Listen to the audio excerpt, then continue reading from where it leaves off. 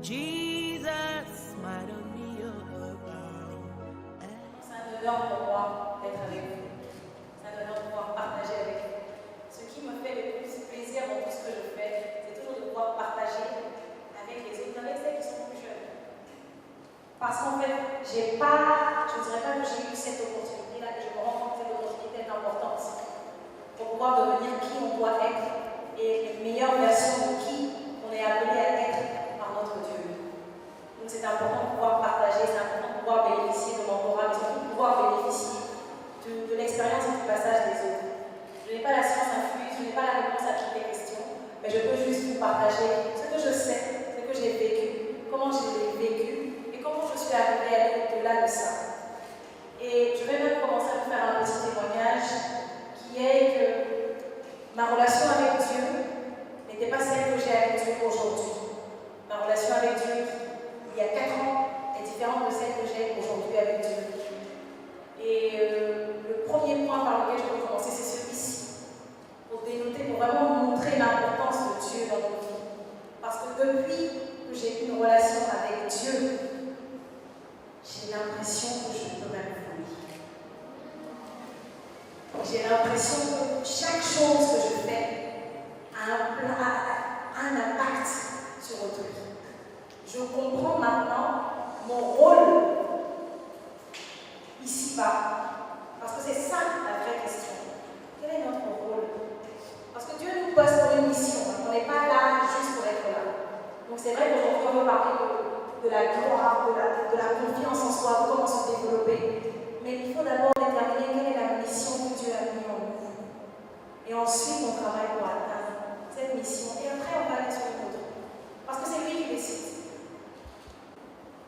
Comment est-ce qu'on oublie notre importance? Comment est-ce qu'on oublie nos talents? Comment est-ce qu'on oublie notre importance dans la société, dans notre environnement, au profit des autres, sans vraiment faire ressortir ce qu'on est censé faire ressortir? Pourtant, quand on lit le proverbe, on voit que c'est une femme forte.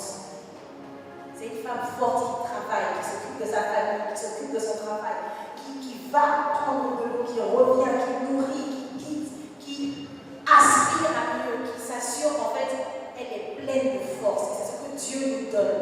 Donc aujourd'hui, c'est de ça qu'on va parler. Pas de la soumission qu'on est censé, parce que ne mélangeons pas le respect et la soumission. Oui, nous sommes des femmes appelées à respecter pour pouvoir atteindre nos objectifs. Mais nous ne devons pas oublier qu'il nous a remplis de force et nous devons être ces femmes gracieuses pour lui. Nous ne sommes pas parfaites, mais en le cherchant, nous atteignons ce point. En face de vous ici, je ne suis pas parfaite. Martin disait que j'ai fait plusieurs conférences, j'ai parlé à plusieurs personnes, mais je ne suis pas parfaite, loin de là. Et j'ai commencé en disant je bénis le nom de Dieu. Vous ne pouvez pas comprendre combien de fois je suis heureuse d'être là. J'ai l'impression que c'est mon remerciement à Dieu pour toutes les grâces qu'il m'a données. Et il m'en a donné énormément. Je suis arrivée hier soir.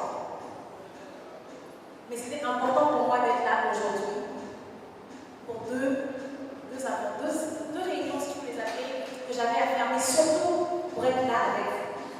Parce que c'est important de bénir Dieu et de lui dire merci en toutes choses, sans honte, sans aucune honte. C'est vrai qu'on fait une prière, il nous le dit. On prie dans notre coin et ensuite il nous aide. C'est son travail, c'est ce qu'il a à faire. Ayons juste une confiance aveugle en lui.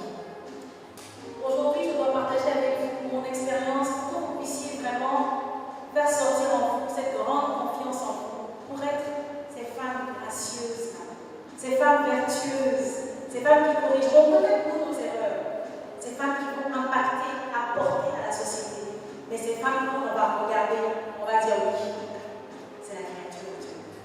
Celle-là ne peut pas marcher sans Dieu, ce n'est pas possible. On ne se posera même pas de questions. Et quand vous allez faire un pas, vous savez que votre part, vous n'avez même pas besoin de savoir ce qui se passe. Quand Dieu a dit à Abraham, prends ta famille, va, il ne savait pas où il allait. Dieu a dit, ok, je ne sais pas où je vais, j'y vais. Parce que tu m'as demandé d'y aller. Aujourd'hui, je peux dire que c'est dans ces pas-là que j'essaie de marcher. Parce qu'il y a 3 ans, 4 ans, je ne sais pas ce que je disais. Je faisais mon débat avec Dieu. Mais tu me demandes de faire ça. Pourquoi? Moi, j'ai une solution autre que ça.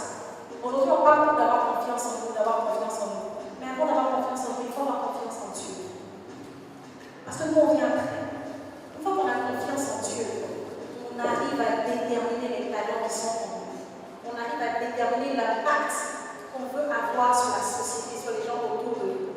On ne peut pas juste aller se faire belle, si je peux l'utiliser comme ça, et venir parler en étant égoïste, en se disant que les gens vont encore me regarder parce que c'est moi. Non, ce n'est pas nous. C'est la grâce de Dieu.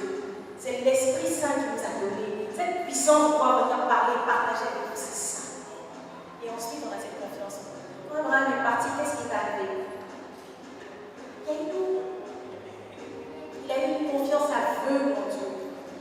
Et nous, d'abord, cette confiance aveugle en Dieu. Et maintenant, déterminons qui nous sommes. Cherchons à savoir ce que nous avons. N'ayons pas honte de fléchir. Soyons humbles. N'ayons pas honte de demander. N'ayons pas honte de froncer les sourcils quand on ne comprend pas trop. N'ayons pas honte de partager. Mais surtout, croyons fermement que nous allons y arriver. On est dans une société aujourd'hui où on est bloqué par plusieurs choses. On peut avoir de très bonnes idées. La société nous impose une certaine compréhension sur certaines attitudes, sur certaines choses à faire, certaines valeurs qui peuvent être autres que les valeurs auxquelles nous sommes attachés, nous chrétiens. La société nous impose aussi un choix de vie, mais on doit aller au-delà de ça. Parce que pour être des femmes vertueuses, là, on doit seulement avoir le regard fixé. C'est que ça. Ma petite histoire, j'étais banquière en Angleterre et ensuite j'ai eu un poste ici en tant que banquière encore une fois. Et quand je suis rentrée, j'habitais avec mon frère et ma belle-sœur qui m'ont vraiment beaucoup aidée. Et comme on dit, chaque fois qu'on demande à Dieu, il met des gens sur notre chemin. Et on ne sait pas qui ça peut être, mais il nous met des gens sur notre chemin pour pouvoir y arriver. Et ils ont été vraiment un grand pilier pour mon changement. Parce que je venais, il faut revoir l'intégration. J'ai fait une vingtaine d'années en Angleterre. Donc il faut rentrer chez soi. On a l'impression que c'est chez soi qu'on connaît tout. Mais non, je rentre chez moi. Mais j'ai peur. Je ne sais plus du tout comment c'est. Je ne sais pas par où commencer. Donc il y a cette grande crainte-là. Il y en a toujours besoin de quelqu'un pour nous tenir la main. Et ils étaient là. Donc il les avait sur mon chemin pour ça. J'ai commencé à travailler. J'ai fait ce travail. En 3 semaines, j'ai déterminé que ce n'était pas ce que je voulais faire. J'ai déterminé, j'ai dit. Parce qu'à cette époque-là, je venais d'un débat avec Dieu. Donc j'ai trouvé que ce n'était pas ça. Et que je devais faire un autre. J'ai une autre vocation, c'est la formation. C'est organiser des événements pour mettre nous, Africains, sur une même plateforme, pour partager notre savoir. Montrer qu'on a de la valeur, qu'on est important, qu'on peut se développer sans quiconque. Mais à tous ces moments-là, je ne disais jamais, Seigneur, où veux-tu que je sois? En toute honnêteté, je ne l'ai pas dit. Je me suis lancée. J'ai commencé. Avec le soutien de ma famille et de tout le monde. J'ai continué, j'ai boosté. Ça a avancé, parce que ça avance. Jusqu'à ce que le moment dur arrive. Et bien sûr que les moments durs vont arriver. Je ne lui ai pas demandé. Je n'ai pas demandé le X, je n'ai pas demandé, si vous voulez, les différents numéros de téléphone. Je n'ai pas demandé le chemin à suivre. Je ne lui ai pas demandé si je tourne à gauche ou à droite. J'ai dit que je voulais tourner à droite et à gauche et j'ai tourné à gauche et à droite. Quand je me suis fait cogner, j'ai réalisé que non. En fait, je n'ai pas la réponse. Et j'ai une amie en Angleterre qui est bergère, qui m'a invitée à l'église à plusieurs reprises. Donc je suis à l'église, j'ai commencé à prier et j'ai commencé à développer, sans le savoir, cette capacité de pouvoir parler aux autres et leur apporter un certain réconfort. Mais je ne faisais pas attention. Parce que je n'étais pas encore prête. Encore une fois, on me dit, le temps de Dieu, ce n'est pas notre temps. Je n'étais pas prête. Je continuais de parler, mais ça, il faut continuer de prier, tu vas y arriver. Il faut continuer vraiment de toucher les autres. Mais quand je venais parler sans vraiment avoir un discours concret, un discours préparé. Je viendrai parce que je veux entendre le son de ma voix, comme je le dis ce matin. Je viens, je veux parler, parce qu'il faut que je parle. Mais sans avoir vraiment la portée du message. Et croyez-moi, je n'ai pas toujours été très à l'aise à parler devant un public. J'ai toujours été à l'aise à parler, comme je suis sûre que vous l'êtes, mais je n'ai pas été très à l'aise à parler devant un public. Ce n'est pas la même chose. Et tout ça, c'est de la pratique. Et comment cette pratique m'est venue? Une fois que je suis allée une quarantaine, et j'ai rencontré une autre amie avec laquelle commencé à prier. Et en fait, j'ai réalisé que oui, je peux y arriver. En fait, ça ne vient pas de moi. Parce que techniquement, je me suis et j'ai eu l'humilité de l'accepter. Et quand je l'ai accepté, il a permis que je réalise en fait ce que j'ai en moi. Cette capacité d'écoute de l'autre, cette capacité d'appréciation de l'autre, cette capacité de partage, cette capacité d'humilité et de dire non, on ne me connaît pas, et de lever la main pour être aidé. Et j'ai réalisé que les choses commençaient, comme on le dit, à rentrer exactement dans leur canon. Certaines personnes font partie de ma vie parce qu'elles ne font pas partie de ma vie. J'en ai pleuré. En fait, après j'ai compris qu'elles ne doivent pas faire partie de ma vie. Maintenant, elles étaient là pour une raison et elles sont parties. Et ça m'a permis de travailler sur moi pour pouvoir avoir un impact sur les autres. Et c'est à ce moment-là que j'ai compris qui j'étais réellement et ce que je voulais réellement donner et partager. Et ça m'a permis de développer cette mission de confiance en moi. Parce que j'avais le regard fixé vers Dieu. J'avais le regard fixé vers ce qu'il veut m'apporter. Avant-hier, je me disais, mais si je rate l'avion, et si l'avion est en retard, et si on annule l'avion, que je ne peux pas venir, quelle excuse est-ce que je vais leur donner? Qu'est-ce que je vais leur dire? Et je me suis assise et je me suis entendue moi-même me dire, oh Seigneur, j'ai confiance aveugle en toi. Où je dois être seul. Pour la première fois, mon avion Air France est parti à l'heure. Je n'ai jamais pris Air France à l'heure. Il a décollé à l'heure. Avec toutes les inquiétudes qu'on a en ce moment avec les avions, tout ce qui se passe, j'ai eu un vol paisible. Et là, je savais qu'il fallait que je vienne partager avec vous ce témoignage pour vous dire combien de fois il a changé ma vie. Et combien de fois c'est important de lui faire confiance avant de chercher à se faire confiance. Parce qu'on parle de la confiance en soi. Mais avant de se faire confiance, parce que quand on a confiance en nous et qu'on oublie qu'on doit avoir confiance en Dieu, croyez-moi, la chute est terrible. Et moi, je l'ai vécu, la chute est juste terrible. Parce qu'il nous aime. On va chuter, il va nous permettre de nous relever. Non, on va avoir une chute terrible. Donc, avant que cette confiance soit grande, gardons le regard vers lui. Il y a plusieurs manières d'être cette personne-là, cette femme vertueuse, cette femme forte qui se développe, qui va au-delà de ce qu'elle est censée faire. Parce qu'on y croit, on a une passion, on a un rêve fou. Mais on cadre cette passion, ce rêve-là, dans les pratiques et les valeurs qu'on a. Quelle est ta valeur? Qu'est-ce que tu suis? Qu'est-ce que tu respectes? Oui, tu crois en Dieu. Mais quelle est la valeur que tu te donnes? Quand tu te regardes et que tu regardes la croix, qu'est-ce que tu veux que Jésus dise de toi? Quand tu vas parler à quelqu'un, quand je fais les formations, croyez-moi, quand je faisais mes formations, je vous le dis et je vous le répète, quand je faisais mes formations, je ne faisais pas attention à ce que je disais le matin. Beaucoup de gens sont conscients. Maintenant, quand je fais ma formation, je lis ma parole le matin et je l'associe à ce que je vais dire durant ma formation. Et je trouve que ça touche, que ça a l'impact que c'est censé avoir. Parce que c'est mon rôle. C'est ce à quoi il m'a appelé. Quand il dit l'humilité précède la gloire, oh, il a tellement raison. De par nous, nous ne pouvons rien. Alors, après ce moment à la banque, et après avoir créé le cabinet que Marina a indiqué, qui s'appelle KSL, qui est un cabinet de formation et de coaching. Parce que j'ai réalisé que l'intégration, le besoin de partage, le besoin de formation, le besoin de parler à quelqu'un, le besoin de motiver l'autre, était ce qui nous manquait. Mais de le faire réellement. Et ça, c'est vraiment tout ce que je fais, ça, c'est ma passion. Quand je sais que je dis quelque chose à quelqu'un et que ça a un impact sur lui ou sur elle, j'ai atteint ce que je dois atteindre. Je suis satisfaite. Et c'est vraiment pourquoi j'ai créé le cabinet. Parce que je suis allée par tous ces différents échecs, tous ces différents problèmes, la perception d'autrui. Je me souviens également, pour transgresser un peu, il y a à peu près 10, 11 ans, il y a tellement de gens qui avaient des choses à dire négatives sur moi. Croyez-moi, ça continue. Mais c'était pire. certaines personnes sont restées proches de moi. Elles sont restées avec moi. Et elles m'ont tenu la main. Elles m'ont tenu la main en même temps que Dieu. Donc, première chose, ne faites pas attention à ceux qui ne font pas attention à vous. Ne perdez pas votre temps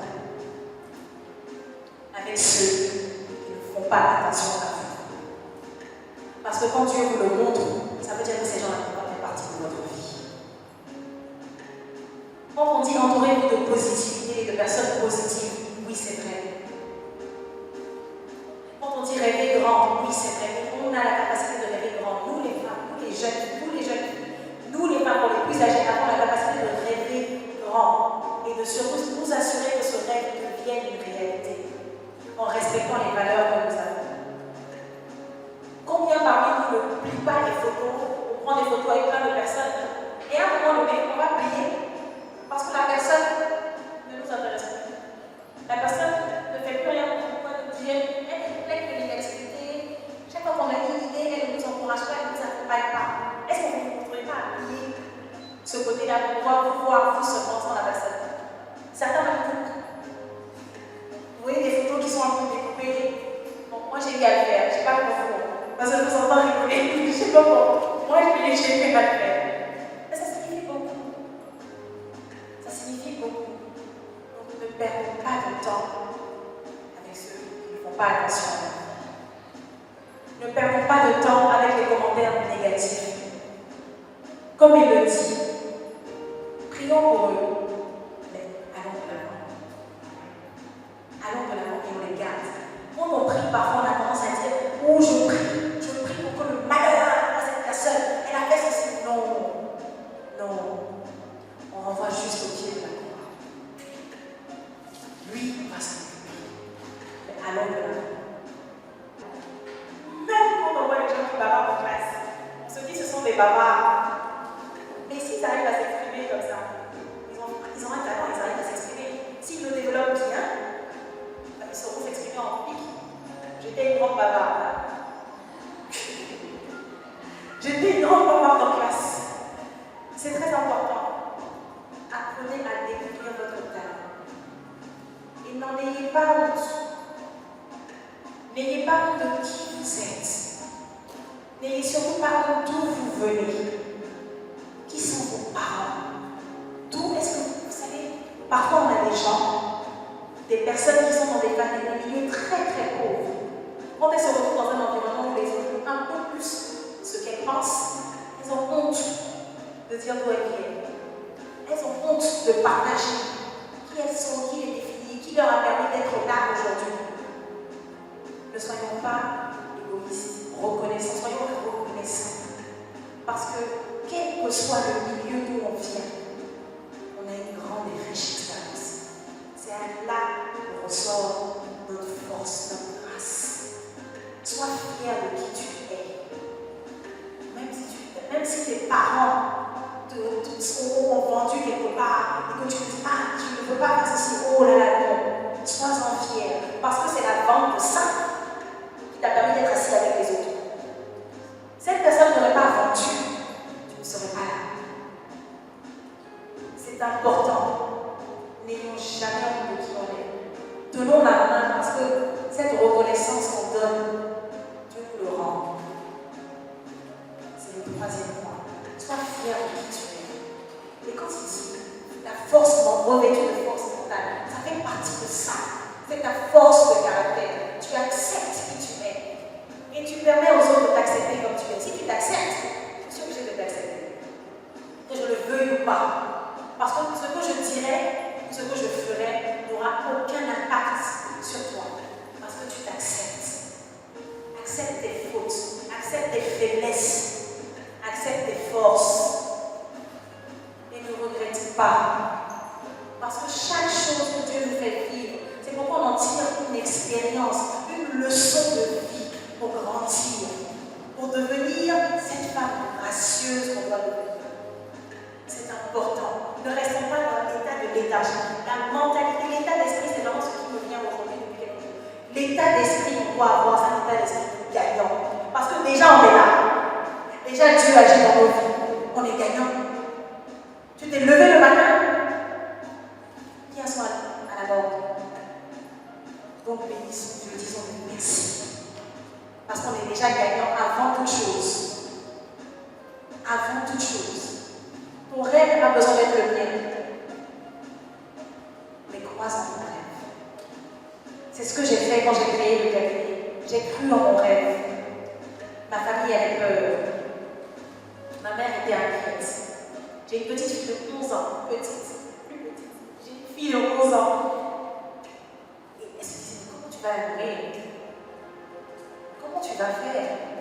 Parce que tu laisses la sécurité de ton travail pour te jeter dans l'entrepreneuriat. Comment tu vas faire?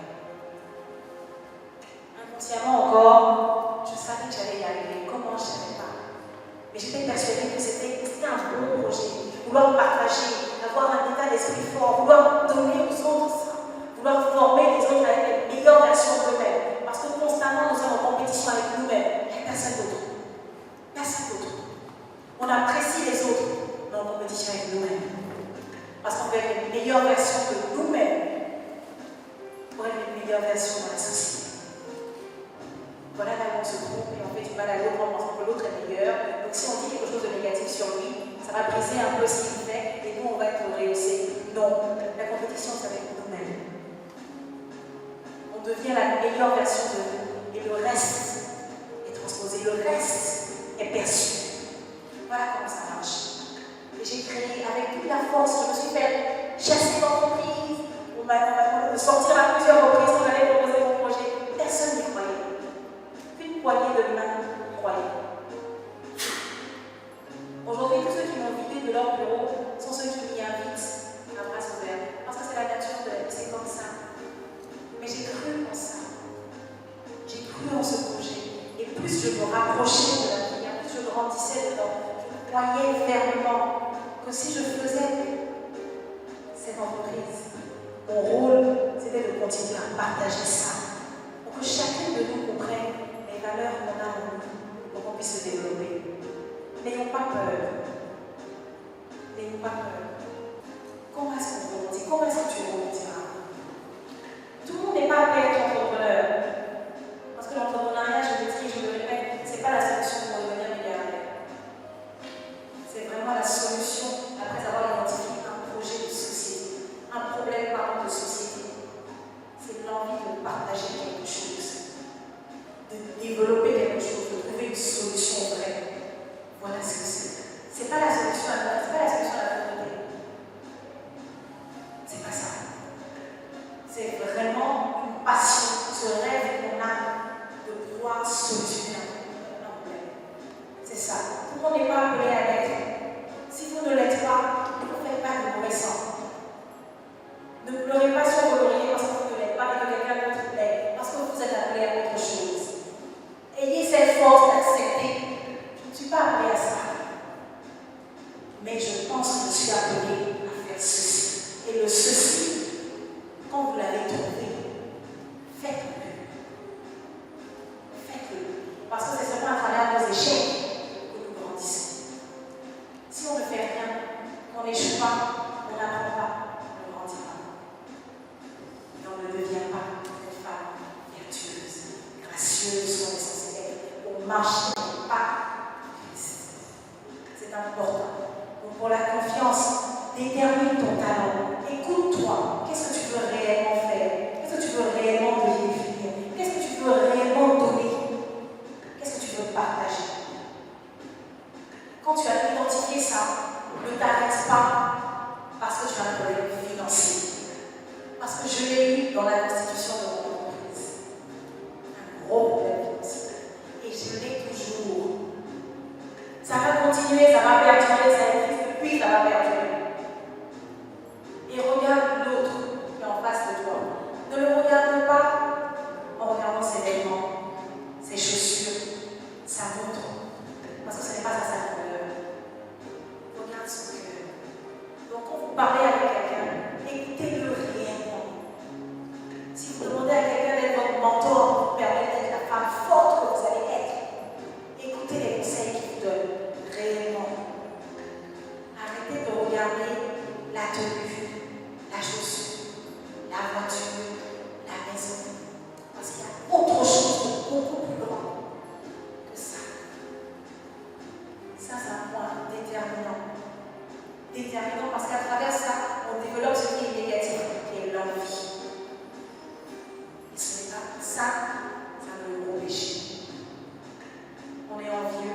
devient négatif, on devient pessimiste. Tout ce que la personne fait n'est pas correct. Pessimiste, pardon, je peux le dire en anglais.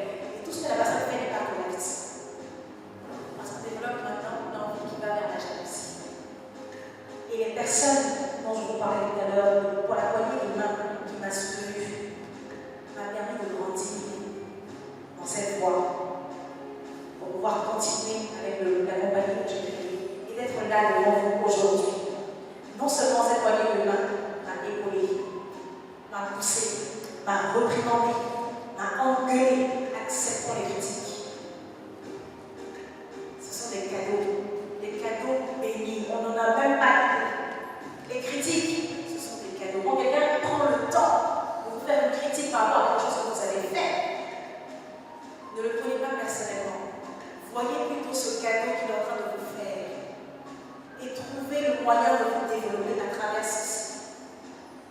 Parce que s'il a pris de son temps pour vous le dire, quelle que soit la manière, quel que soit le ton, vous soyez plus fort et utilisez ça comme votre arme pour pouvoir grandir davantage.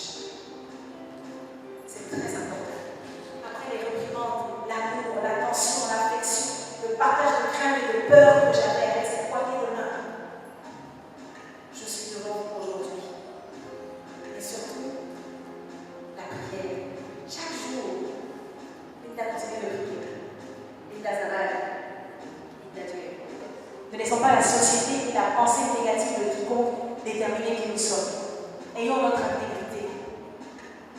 Une estime de nous qui représente le Dieu qui vit en nous. Une crainte de faire du mal à l'autre qui représente ce pourquoi il est mort sur la croix pour nous. Une envie de partager et de donner qui représente ce qu'il a fait pour nous sans nous demander même. Parce que je pense que s'il nous avait demandé et qu'il avait entendu nos réponses, je suis sûre qu'il n'aurait pas fait. Tellement nous sommes ingrats. C'est important de travailler sur ça. Il faut changer notre état d'esprit, changeons de place. Parce que le changement est maintenant. Le plan de Dieu sur nous est présent. Changeons notre état d'esprit pour pouvoir recevoir ce changement. Cette force-là, elle ne vient que quand on a un pilier, on a un regard fixé vers quelqu'un et on sait qu'en toute chose il fera. En toute chose il fera. Aujourd'hui, demain, après-demain, pour moi, pour ma fille, pour la fille de ma fille, les enfants de mes enfants, et toi, tout le monde y fera. Mais aie ton regard vers là. Concentre-toi sur l'essentiel. Concentre-toi sur l'essentiel. Et continue de travailler. Vous savez, on se demande la confiance en soi vient d'où? Mais ça vient de l'apprentissage, de l'expérience, des échecs, du partage. Et surtout de là où nous tournons notre regard. Quel est ton pilier? Qui est ton pilier? Vous direz tout Dieu. Mais quand vous vous levez le matin, qu'est-ce que vous dites? Comment est-ce que vous le laissez déterminer votre journée? Quand vous rentrez dans une pièce, comment est-ce qu'on sait que vous êtes les créatures de Dieu? Si je demande à 10 d'entre vous de rentrer ici, 10 d'entre vous vont rentrer les épaules tombées. Est-ce que c'est comme ça qu'on revêt la gloire de Dieu? En rentrant dans la salle, mesdames et messieurs, bonjour. Merci beaucoup pour votre intervention aujourd'hui. Je trouve que vraiment vous êtes des personnes très importantes. C'est comme ça qu'on remet cette gloire. Donc pourquoi est-ce que tu rentrerais comme ça? Tu veux qu'on t'élève et puis tu marches comme ça. Qu'est-ce que tu es en train de faire? C'est facile à dire, mais la confiance en nous est en nous. Elle est en nous. Parce que quand on la revêt, on trouve des personnes qui pourront mettre leurs mains à paix pour nous. S'il y a 10 personnes parmi nous ici avec lesquelles je partage tout ça, qui retiennent, qui vont et qui se comportent de cette manière, si jamais demain on me dit, Linda donne 10 jeunes filles pour lesquelles vraiment tu pourrais couper ta main parce que ces femmes ont une estime d'elles. Elles ont une appréciation de la valeur, de ce qu'elles représentent, de qui elles sont, de là où elles viennent et de ce qu'elles ont envie de donner. Je veux pouvoir lever ma main. Et certaines personnes l'ont fait pour moi. Voilà pourquoi je suis devant vous aujourd'hui et que j'ai tenu 5 ans dans mon business. Vous croyez-moi, parfois sans argent sur mon compte. sans argent sur le compte. C'est dur. Mais je suis là. Quand on vous regarde, qu'est-ce qu'on sent? La joie. On ne peut pas avoir la joie, la grâce de Dieu avec une attitude négative, un regard triste, une attitude déprimée, une attitude négative, les bras croisés, les jambes fermées, le regard fermé, sans regarder, sans lever les épaules, sans sourire, sans partager, sans avoir envie de tourner, sans penser qu'on peut le faire. Si tu ne penses pas que tu peux le faire, mais comment vas-tu y arriver? Comment vas-tu y arriver? On va faire tout l'échapper. On va tout prier. On va tous jeûner. On va prier, chanter comme ils ont chanté. On va demander à Dieu d'inonder nos cœurs. Qu'est-ce que la chanson dit? L'homme ne t'a jamais. Mais nous, si nous en nous, on vient comme ça. Mais où est la place pour cette inondation-là dans ta vie? Comment est-ce que ta vie va être inondée? Elle ne peut pas être inondée. Elle ne peut pas. Donc pendant que tu es assise là et que tu réfléchis, qu'est-ce qui t'empêche de marcher les épaules bien posées sur toi, la tête haute? Parce que tu es qui? Parce que tu es qui? Vous êtes qui? Si vous ne demandez pas, c'est pas mal de parler. Moi, je sais qui je suis. Parce que vous êtes qui, vous devez marcher comme ça.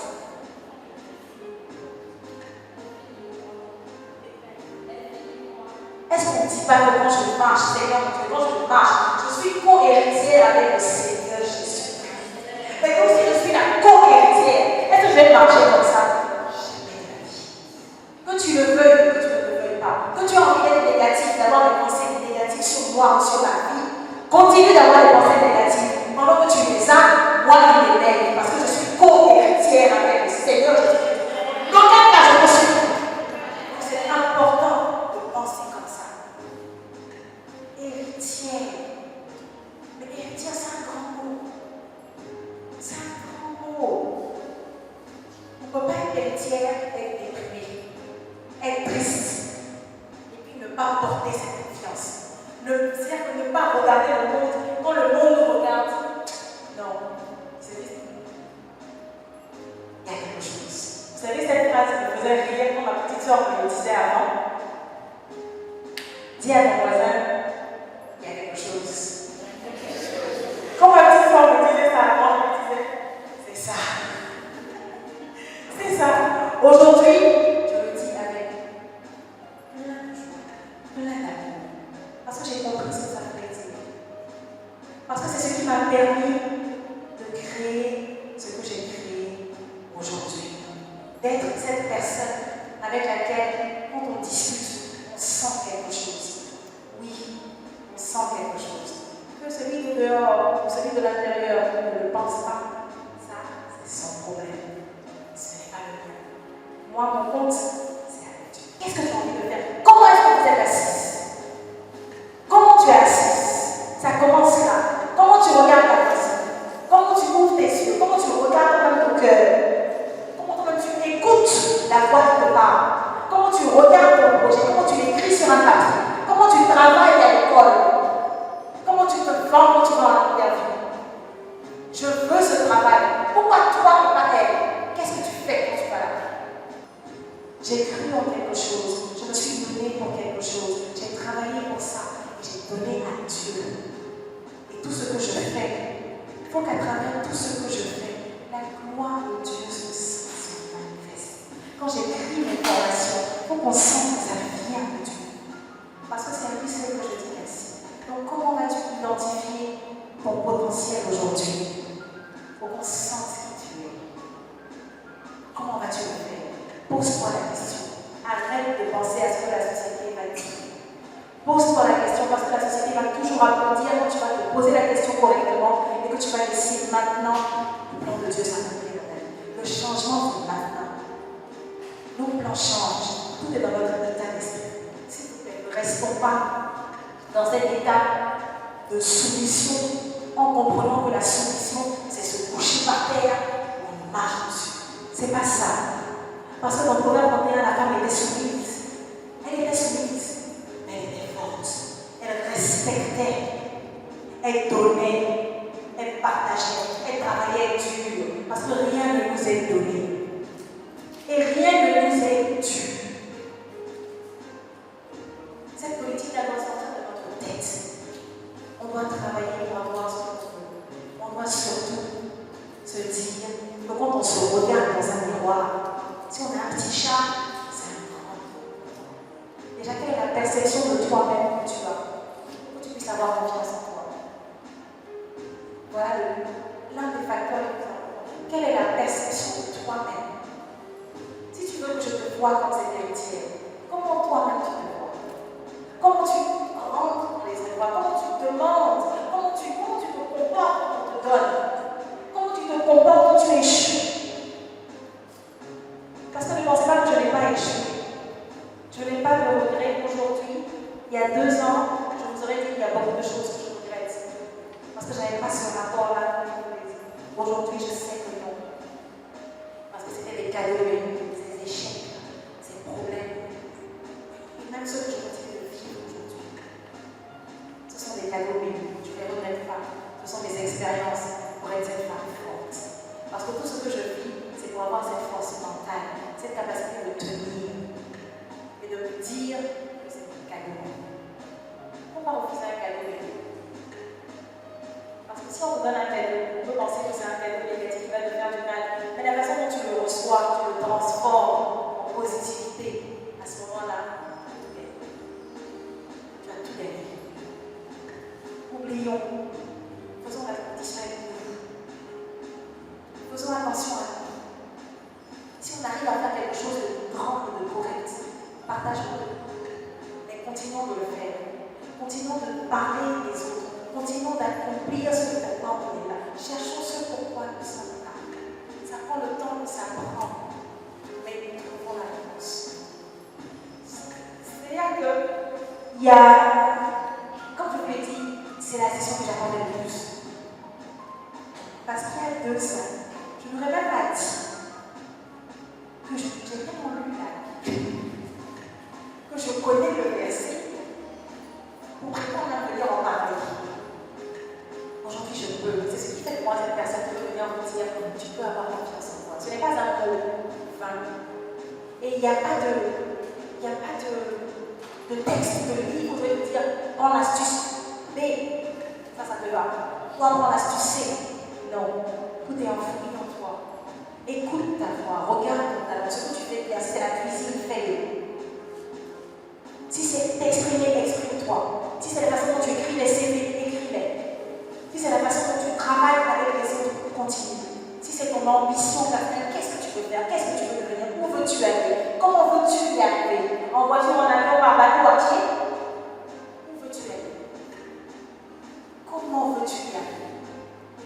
Et en y arrivant, qu'est-ce que tu veux laisser comme héritage derrière? Quand tu parles, qu'est-ce qu'on va dire de toi? Qu'est-ce qu'on va dire de toi? Parce que c'est ça. C'est ça. Et toutes ces choses qu'on vit nous apprennent une grande leçon de vie. On y arrive avec cette dose d'humilité. Parce qu'il le dit, il est le seul assis sur le trône. Quand tu n'es pas homme, tu te bats pour t'asseoir avec moi sur le trône. Mais ce n'est pas ça. Restons humbles. Il nous bénit, il nous bénira et il nous bénira encore. Mais la confiance en lui vient de nous. Et de notre attitude avec les autres. Si tu veux faire quelque chose, un projet d'entrepreneuriat, comment faire une interview pour travailler quelque part, comment trouver un mentor, comment te développer dans ce que tu fais, il faut avoir l'humilité de demander, de faire ses recherches et de partager avec quelqu'un d'autre. Il faut être clair, il faut communiquer clairement, communiquer efficacement. Quand on a une opportunité, il faut la saisir. Parce que si tu rates celle-là, elle part. Donc quand tu es là pour une raison, Life Academy, c'est l'étude de la vie. Mais dans cette étude de la vie, c'est le partage avec les autres. C'est le partage avec les autres. Ce qu'on leur donne. Ce qu'on leur donne de nous. Qu'est-ce qu'il y a en nous? Qu'est-ce qu'il y a en toi? Trouve-toi un modèle, trouve-toi des mentors. Et ces mentors-là ne les regardent pas parce qu'ils ont porté quelque chose de cher, de beau. Écoute-les quand ils te parlent. Écoute-les parce que c'est ça. On cherche des modèles, des mentors, mais on n'est pas excellent. Donc c'est important de faire tout ça. On valorise tout ce qu'on nous donne comme conseil, comme temps. Même si quelqu'un te dit en 2 minutes, redresse-toi. Redresse-toi. Parce que ça a un impact sur toi. Comment tu rentres dans une pièce, apprends à le faire. Comment tu gardes les épaules bien en accord avec tes épaules droites et ton regard fixé vers l'objectif que tu as. Ça, il faut le faire. Et ensuite, j'aime-toi. Non, j'aime-toi, ça peut être ta demande de l'emploi, ça peut être ta création de projet, ça peut être ton mariage, ça peut être l'enfant, ça peut être toutes choses sur la terre. Mais il est important de le faire. Il est important d'avoir confiance. Et le comment vient de vous. Écoute-toi. Passe pas ton temps sur tout ce qui est négatif. Ne passe pas ton temps sur Facebook à regarder les différents profils et les filles, les photos. Parce que Facebook aussi peut te permettre de t'améliorer sur autre chose. Il y a des informations dessus. Trouve le moyen de trouver ces informations. Ma belle-sœur à l'époque me disait oui, il y a beaucoup de choses qui ne disent pas ici. Oui, elle a raison. Nous n'aimons pas lire. Si tu aimes regarder Facebook, télécharge ta livre. Télécharge, tu es plus à l'aise à le lire comme ça. Mais documente-toi. Documente-toi. Ne copie pas ce que quelqu'un d'autre fait en pensant que ça va être pour toi aussi, parce que ce n'est pas la même chose.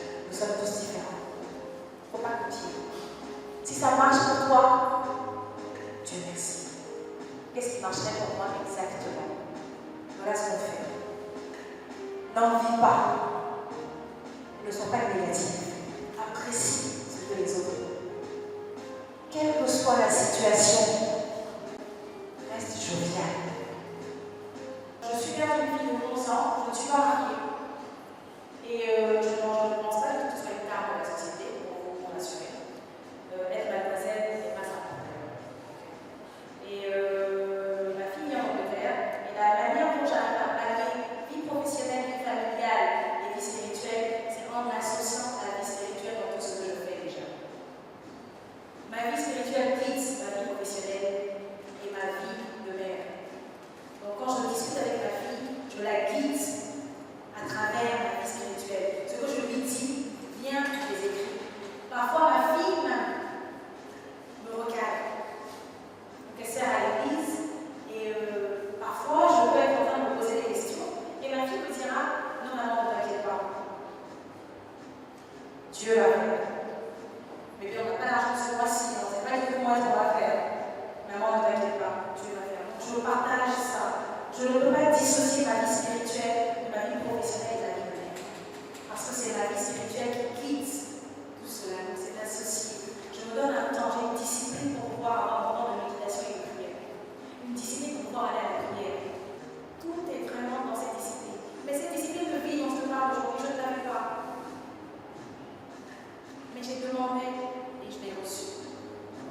Donc aujourd'hui, je pratique selon ce temps-là. Je m'assure que j'ai le temps d'aller à l'église. À 6h du matin, à 6h45, je me trouverai à la